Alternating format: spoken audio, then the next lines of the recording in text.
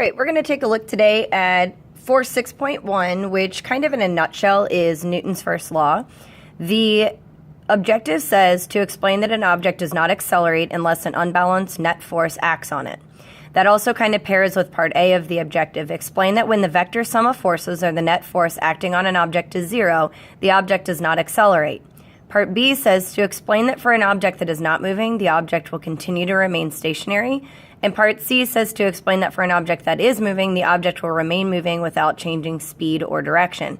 So if we look at part 1, which is also kind of encompassing A, it explained that an object does not accelerate unless an unbalanced net force acts on it. So if I take a look at any free body diagram, and let's say that the applied force is positive 20 newtons, the frictional force is negative 20 newtons.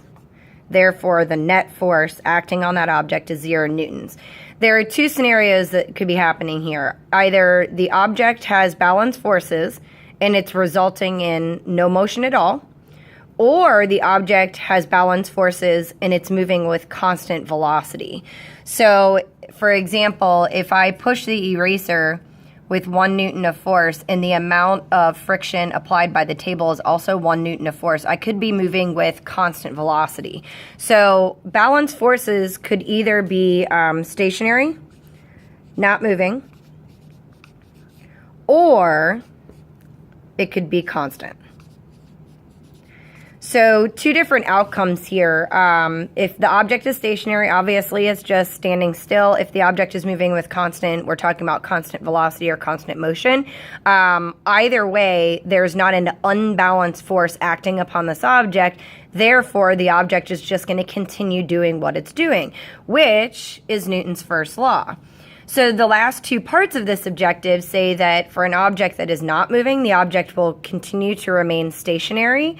So, for example, again on my eraser, if I left my eraser here over the weekend, I go home, I come back, unless some forces act upon that eraser, it's just going to be standing there, just like Newton's first law states.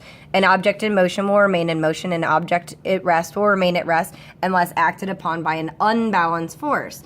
Now, for the second part of this, an object that is moving, so say my object is already moving, the object will remain moving without speed or without changing speed or direction, meaning unless some outside force, unbalanced force acts upon it, then it's just going to keep doing what it's doing.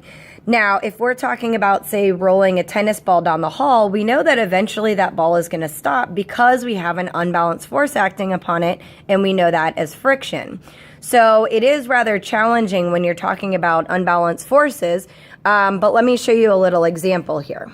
All right, so I've got a little hover puck here, and the hover puck actually produces an immense amount of air here as to reduce the amount of friction that's acting on the puck. So this is kind of a nice example of Newton's first law as far as motion goes. So if I apply a force to the puck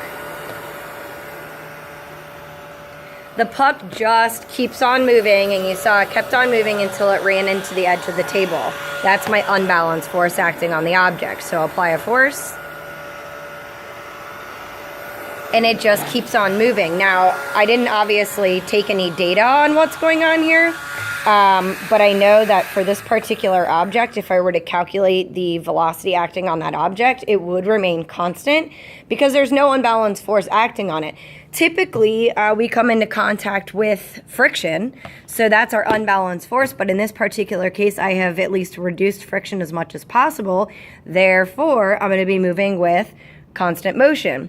So that's basically 6.1, which in a nutshell is Newton's first law. An object in motion will stay in motion, an object will remain at rest unless acted upon by an unbalanced force. And we're going to talk about unbalanced forces acting on an object causing acceleration in force 6.2.